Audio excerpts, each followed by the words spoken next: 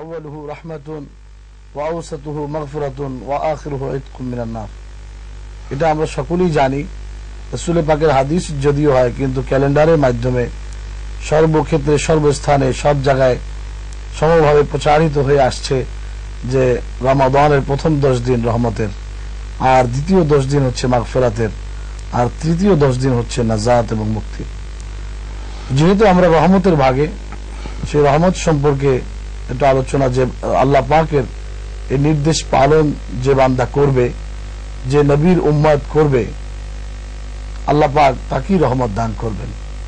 রমজানের রোজা আমরা রাখবো না কিন্তু আমরা রহমতের আশা করব, এটা কিন্তু হতে পারে না।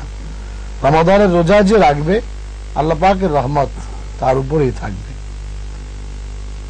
আর এই রমাদান এবং বিজ্ঞান, বৈজ্ঞানিক বিশ্লেষণে যদি আমরা রমাদানকে দেখতে পাই, রমাদানের দিকে যদি নজর করি, তাহলে দেখতে পাবো যে রমাদানের মাধ্যমে, এই রোজার মাধ্যমে মানুষের যে আত্মিক পরিশুদ্ধি হয়, মানুষের যে আত্মিক উন্নতি হয়, এ ব্যাপারে বৈজ্ঞানিক অনেক বিশ্লেষণ রয়েছে। তার ভিতরে সংক্ষেপে এতটুকুই বলবো যে পরিমিত আহার, যেমন অ্যাকর্ডিং টু মেডিকেল সায়েন্সে বলে যে তুমি কম খাও, কিন্তু আল্লাহ রসুল সাল্লাল্লাহু আলাইহি সাল্লাম তিনিও বলেছেন তুমি কম খাও, যেমন কম খুরদান, কম গুফতান, কম রফতান, কম কথা বলা, কম ঘুমানো। তো ডাক্তাররাও এগুলো বলছে, তাহলে বোঝা গেল আজকের যুগে ডাক্তার বলছে, কিন্তু বৈজ্ঞানিক বিশ্লেষণে যদি আমরা এটা দেখি, যে তাহলে সবচেয়ে বড় সেরা বৈজ্ঞানিক ছিলেন আমার রাসূল সাল্লাল্লাহু আলাইহি সাল্লাম, যিনি আজ থেকে 1450 বছর পূর্বে তিনি বলেছেন যে তোমরা কম খাও। তাহলে এই পরিমিত আহার, এটাও তো রমাদানের একটা শিক্ষা। তাহলে বোঝা গেল যে সুস্থতার অন্যতম মাধ্যম, মানুষ অতিরিক্ত ভুরি ভোজন করে, অতিরিক্ত পানাহার করলেই যে মানুষের শরীর সুস্থ থাকবে, সবল থাকবে, এটা ঠিক নয়। আর তার শিক্ষা রমাদানের মাধ্যমে। আর এখানেই বৈজ্ঞানিক বিশ্লেষণ পাওয়া যায় এভাবে, যে পরিমিত আহারের শিক্ষা রমাদানের মাধ্যমে। সুতরাং এখানে রমাদান এবং বিজ্ঞান একটা চমৎকার আমাদেরকে শিক্ষা দিচ্ছে, সমন্বয় ঘটতেছে রমাদানের এই শিক্ষার মাধ্যমে, যে পানাহার মুক্ত, পাপাচার মুক্ত, এই পানাহার এবং পাপাচার মুক্ত এই রমাদানের রোজা মাধ্যমে মানুষের ফিজিক্যালি, শারীরিক অনেক উন্নতি হয়। আর সেখানেই বৈজ্ঞানিক অনেক বিশ্লেষণ রয়েছে, যেটা কোরআন হাদিসের আলোকে পাওয়া যায়।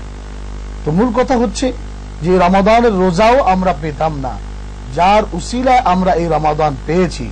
যদিও রমাদান ফরজ করেছেন আল্লাহ, যদিও রমাদান আল্লাহ পাক নাজিল করেছেন, কিন্তু এই রমাদানের মূলে যিনি, যার উসিলায় আমরা এই রমাদান পেয়েছি, তিনি হচ্ছেন আমাদের সকলের নবী, প্রিয় নবী হযরত মুহাম্মদ রাসূলুল্লাহ সাল্লাল্লাহু আলাইহি ওয়াসাল্লাম। কেননা আল্লাহ পাক কোরআনে কারীমের মধ্যে ইরশাদ ফরমান, ইয়া আইয়ুহাল্লাযীনা আমানু কুতিবা আলাইকুমুস সিয়াম কামা কুতিবা আলাল্লাযীনা মিন ক্বাবলিকুম।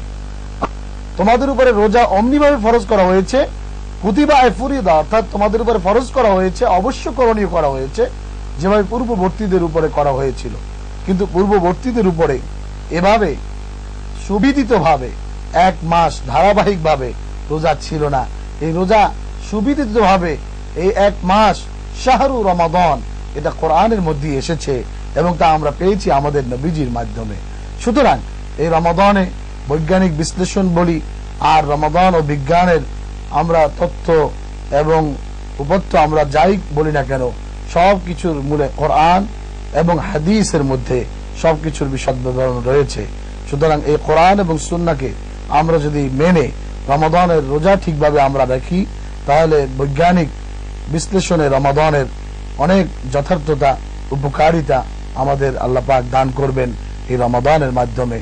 এটাই হোক আমাদের আজকের দিনের। তাহলে আপনার কথা থেকে আমরা বুঝতে পারলাম যে রমজান এবং আমাদের বিজ্ঞান, প্রচলিত যে বিজ্ঞান আমাদের আজকে সামনে রয়েছে, সেই বিজ্ঞান এবং রমজান একটা অঙ্গাঙ্গিভাবে জড়িত। তো আমরা আবার আপনার কাছে ফিরে আসব। এই পর্যায়ে আমি ডক্টর আল্লামা সৈয়দ এরশাদ আহমদ আল বুখারী সাহেব, আপনি এই বিষয়ে একটু বলুন। বিসমিল্লাহির রহমানির রহিম। সমস্ত প্রশংসা আল্লাহ সুবহানাহু ওয়া তাআলার জন্য, অসংখ্য দুরূদ ও সালাম আমাদের আকা, আমাদের মাওলা রাসূল করিম রাউফুর রহিম সাল্লাল্লাহু আলাইহি ওয়াসাল্লামের প্রতি। এটা একটা ইম্পর্টেন্ট টপিক রমাদান এবং বিজ্ঞান।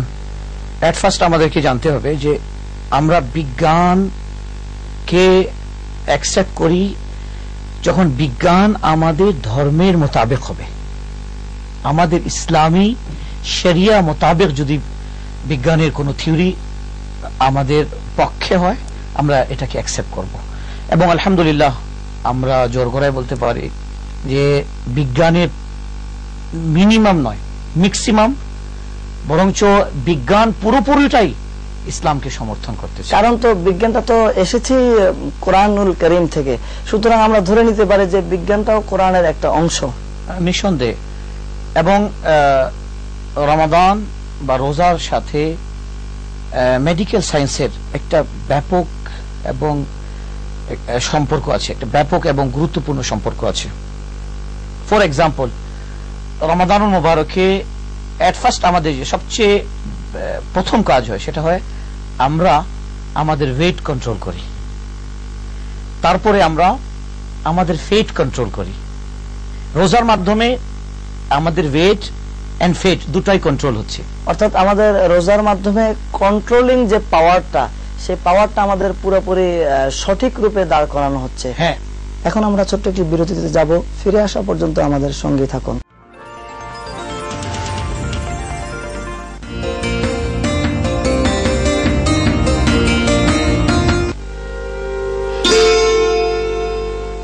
ফিরে এলাম বিরতির পর বদরপুর ট্রাভেলস সত্যের অন্বেষায়।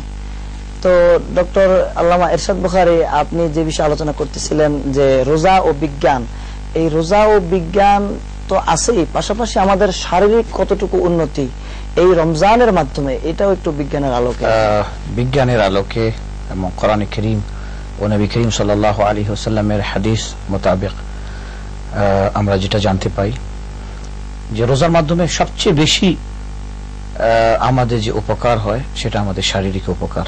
ইমানি উপকার তো আছেই, ইমান তাজা হয়, ইমান মজবুত হয়। শারীরিক উপকারটা যেমন ধরুন যে যারা ব্লাড প্রেশারের রোগী যত বেশি পানাহার করবে প্রেশার তত বেশি প্রেশার বাড়বে।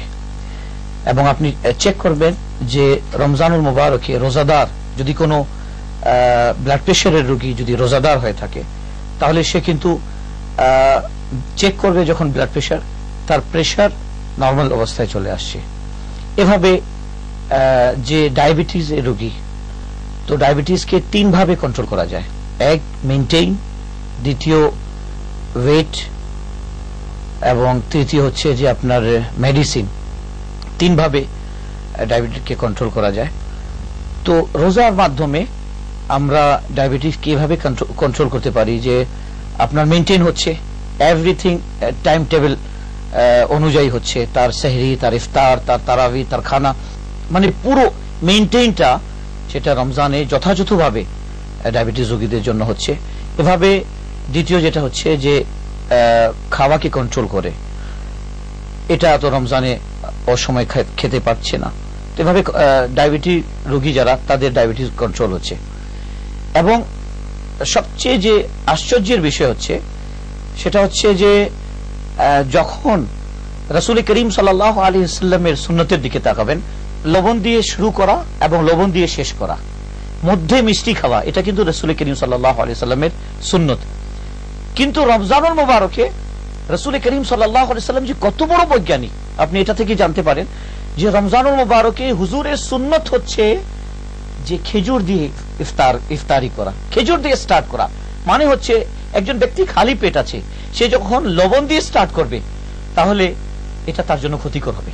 তাই রাসূল করিম সাল্লাল্লাহু আলাইহি ওয়াসাল্লাম এখানে সিস্টেমটা করে দিলেন কি যে খেজুর দিয়ে স্টার্ট করো, অর্থাৎ মিষ্টি যদি তার পেটে যায়, এবং খেজুর সম্পর্কে আপনি জানেন যে খেজুরের মধ্যে এত প্রোটিন আছে, যদি 3টি খেজুর খেয়ে কেউ 1 গ্লাস পানি যদি খেয়ে নেয় পুরো দিনের খাবার তার জন্য। তো এভাবে সায়েন্সের দিক থেকে এবং রোজার মাধ্যমে সবচেয়ে বেশি আমাদের শারীরিক ফায়দা হয়। ঠিক এভাবে আপনি দেখেন যে আপনি যারা দাঁতের ডাক্তার তাদেরকে জিজ্ঞাসা করুন, তারা বলবে কি আমরা সকালে উঠে ব্রাশ করি তারপরে নাস্তা খাই, ঠিক আছে? আসলে সিস্টেমটা তা না, সিস্টেমটা হচ্ছে আপনাকে খাবার পরে ব্রাশ করতে হবে।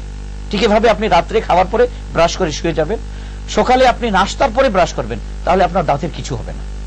রাসূল করিম সাল্লাল্লাহু আলাইহি ওয়াসাল্লামের এই সেহরির যে সিস্টেমটা, সেহরি করার পরে দাঁতন করা হয় বা মিসওয়াক করা, তো এভাবে আপনি তারাবিতে যাচ্ছেন, ইফতার করার পরে আপনি ব্রাশ করলেন, তারপর আপনি তারাবিতে গেলেন, বা রাতের খানা খাওয়ার পরে আপনি তারাবিতে গেলেন।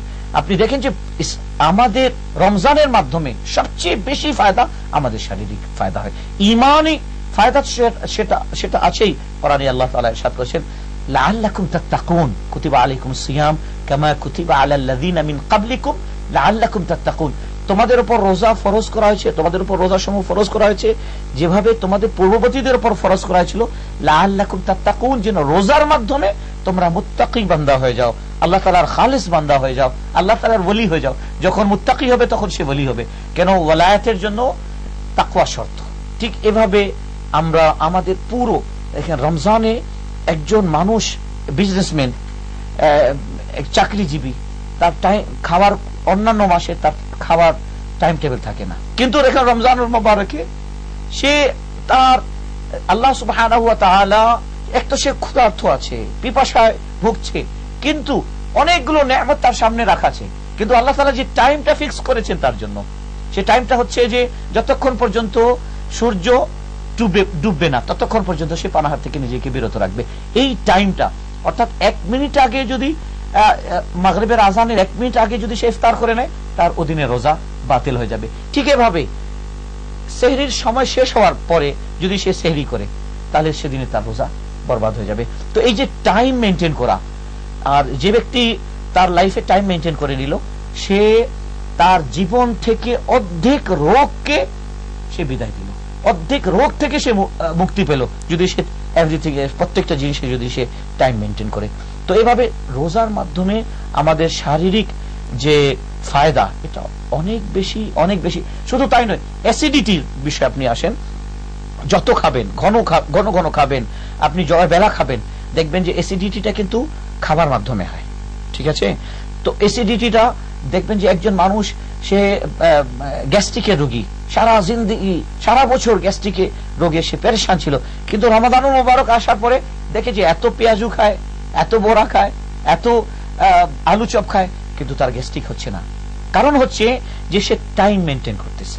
জি, তো আমরা আবারও ছোট্ট একটি বিরতি নিতে হচ্ছে, তারপরে আবার আমরা আপনাদের কাছে আসবো। দর্শক, আমরা এ পর্যায়ে আবারও ছোট্ট একটি বিরতি নিচ্ছি, কিছুক্ষণের মধ্যে ফিরে আসবো, ততক্ষণ আমাদের সাথেই থাকুন।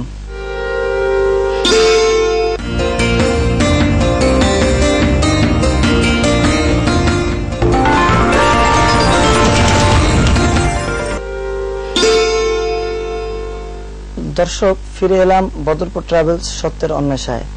তো পীরজাদা আলহাজ মাওলানা মুতাসিম বিল্লাহ রাব্বানী, আমরা এতক্ষণ জানতে পারলাম যে রমজানে কোরআন ও বিজ্ঞানের আলোকে আমাদের শারীরিক উন্নতির কথা। এ পর্যায়ে আপনি কিছু আমাদের আত্মার উন্নতির কথা বলুন। আমাদের আল্লামা ইরশাদ আহমদ বুখারী সাহেব শারীরিক উন্নতির বিষয়ে খুব ভালো আলোচনা করলেন। তো আমাদের আত্মিক উন্নতি আসলে রমাদানের মাধ্যমে যেভাবে আত্মিক উন্নতি হয়, রোজার মাধ্যমে এভাবে অন্য কোনো ভাবে পদ্ধতি আমার আছে বলে জানা নেই। তার কারণ কুদরতি ভাবে তালা সারাদিন যত কিছুই দেখুক, ভোগ করুক বা নাড়াচাড়া করুক, কিন্তু খাওয়ার কোনো কায়দা নেই, যেহেতু কুদরতি ভাবে আল্লাহ পাকের হুকুম পালনের জন্য, ইসলামের এই বিধিবিধান পালনের জন্য সকলেই মহাজন ব্যস্ত। আর এই জন্যই তো রাসূল পাক সাল্লাল্লাহু আলাইহি ওয়াসাল্লাম বলেছেন, ফারহাতুন ইনদা ফিতরিহি ওয়া ফারহাতুন ইনদা লিকাই রাব্বি, অর্থাৎ রমাদানের জন্য দুটি রোজা, একটা হলো ইফতারির সময়, আর একটা হলো আল্লাহ পাকের সান্নিধ্য যখন পাবে হাসরের ময়দানে, সেই সময়। এই যে কুদরতি ভাবে তালার পরে সারাদিন পরে যে রোজা মাধ্যমে, ইফতারির মাধ্যমে যে তার আত্মিক উন্নতি হচ্ছে, বা রোজার মাধ্যমে যে আত্মিক উন্নতি হচ্ছে, তারাবির মাধ্যমে যে আত্মিক উন্নতি হচ্ছে, কিয়ামুল লাইলের মাধ্যমে যে আত্মিক উন্নতি হচ্ছে, এবং সারা রাত ব্যাপী ইবাদত বন্দেগীর মাধ্যমে, সারাদিন ব্যাপী কোরআন তেলাওয়াতের মাধ্যমে, দুরূদ শরীফের মাধ্যমে, নবীজির উপরে সালাতু সালামের মাধ্যমে, এভাবে ইবাদত বন্দেগীর মাধ্যমে যে আত্মিক উন্নতি হচ্ছে, এটা সাধারণত অন্য সময় খুবই কম সুযোগ পাওয়া যায়। আর তাছাড়া আমরা জানি রাসূল পাক সাল্লাল্লাহু আলাইহি ওয়াসাল্লাম হাদিস শরীফের মধ্যে বলছেন, রমাদানের বাহিরে যে একটা নফলে, যে একটা ফরজের যে মর্যাদা, একটা নফলে তার মর্যাদা অনেক বেশি এবং 70 গুণ পর্যন্ত। এটাকে আল্লাহ পাক আল্লাহু ইউদাইফু লিমান ইয়াশা, আল্লাহ ইচ্ছা করলে 70 থেকে 700 7,000ও বাড়িয়ে দিতে পারেন। এটা আল্লাহ পাকের ইচ্ছা। যে আল্লাহ পাক আমাদের সকলকে নেক আমল এই রমাদানের মাধ্যমে করার তৌফিক দান করুন এবং আমাদের আর্থিক উন্নতি, বিশেষ করে হার্ট শক্তিশালী হয় রমাদানের মাধ্যমে এবং ডায়েট কন্ট্রোল হয়, সেহাতুল আবদান সেহাতুল আরওয়াহ, অর্থাৎ শারীরিক উন্নতি, আর্থিক উন্নতি এই রমাদানের মাধ্যমেই সম্ভব। অর্থাৎ আমাদের যে শারীরিক উন্নতির পাশাপাশি আমাদের আর্থিক উন্নতি, অর্থাৎ যেটা পরকালীন আমাদের কল্যাণ, আমাদের পরকালের জান্নাতের জন্য যে পথ আমাদের সুগম হওয়ার রাস্তা, সেই সুগম হওয়ার জন্য অন্যতম মাধ্যম হচ্ছে এই রমাদান। তো ডক্টর আল্লামা এরশাদ বুখারী, আপনি একটু এই আর্থিক উন্নতির বিষয়ে বলুন। আল্লাহ সুবহানাহু ওয়া তাআলা কোরআনে কারীমের মধ্যে সুন্দরভাবে ইরশাদ করলেন যে আমি রোজা ফরজ করেছি তোমাদের জন্য, এই জন্য লাআল্লাকুম তাত্তাকুন, যেন তোমরা তাকওয়া অবলম্বনকারী হয়ে যাও। এখন রমাদানুল মুবারক হচ্ছে 1 মাসের ট্রেনিং এবং এই 1 মাসকে কেন্দ্র করে আল্লাহ সুবহানাহু ওয়া তাআলা বাকি 11 মাস বান্দা কিভাবে জিন্দেগি যাপন করবে আল্লাহ সুবহানাহু ওয়া তাআলা এই ট্রেনিং দিচ্ছেন। দেখেন রমজানুল মুবারকে আল্লাহ সুবহানাহু ওয়া তাআলা বান্দাকে যখন তার পুরো 11 মাস সে গুনাহ করার পর, পুরো 11 মাস সে আল্লাহ তাআলা নাফরমানি করার পর তার শরীরে যে আবর্জনা পড়েছে, পাপের যে ধাপ তার উপর পড়েছে, আল্লাহ সুবহানাহু ওয়া তাআলা এটাকে পরিষ্কার করতে চাচ্ছে রোজার মাধ্যমে। এবং ফুল এটা একটা ট্রেনিং। আপনি দেখেন যে বিভিন্ন সংস্থার একটা ট্রেনিং হয়, আমাদের আর্মি ট্রেনিং আছে, আমাদের বিডিআর ট্রেনিং আছে, আমাদের পুলিশ ট্রেনিং আছে, এরপরে তাদের চাকরি গ্রান্টেড হয়। তো আল্লাহ সুবহানাহু ওয়া তাআলা তার বান্দাকে এই 1 মাস ট্রেনিং দেন। পিপাসা লেগেছে, তাকে ক্ষুধা লেগেছে, তার সামনে এভরিথিং মজুদ আছে, তার ফ্রিজে খাদ্য ভরা আছে, ফ্রুট ভরা আছে, কিন্তু আল্লাহ সুবহানাহু ওয়া তাআলার আদেশ নেই, এই জন্য সে খেতে পারছে না। এই যে আল্লাহ সুবহানাহু ওয়া তাআলা যে তাকে তাকওয়ার ট্রেনিং দিচ্ছেন, মাওলানা সাহেব আমাদের পিজাদার সাহেব সুন্দর কথা বলেছেন যে এটা শুধু শারীরিক উন্নতি না, রোজার মাধ্যমে আমরা আমাদের রুহের ট্রেনিং পাচ্ছি, আমরা আমাদের রুহকে পরিষ্কার করতেছি, আমরা আমাদের রুহের যে রোগ এটাকে আমরা পরিষ্কার করতেছি। অর্থাৎ শারীরিক রোগের পাশাপাশি আমরা যে আত্মার যে রোগগুলি আছে সেগুলোকে আমরা দূর করতে পারতেছি। অর্থাৎ আল্লাহর কাছে নিজেকে পুরোপুরি আত্মসমর্পণের মাধ্যমে পরকালীন আমাদের পথকে আমরা সুগম করতেছি। তো আমাদের সময় সংক্ষিপ্ত হওয়ার কারণে আজকে আর আমরা সময় নিতে পারছি না। তো আপনারা দুজনেই আমাদের এখানে এসে সময় দেওয়ার জন্য, মূল্যবান সময় দেওয়ার জন্য আপনাদেরকে অসংখ্য ধন্যবাদ। দর্শক, আপনারা এতক্ষণ আমাদের সঙ্গে সময় দেওয়ার জন্য আপনাদের সকলকে ধন্যবাদ জানিয়ে আজকের জন্য বিদায় নিচ্ছি। আল্লাহ হাফেজ। আসসালামু আলাইকুম ওয়া রাহমাতুল্লাহ।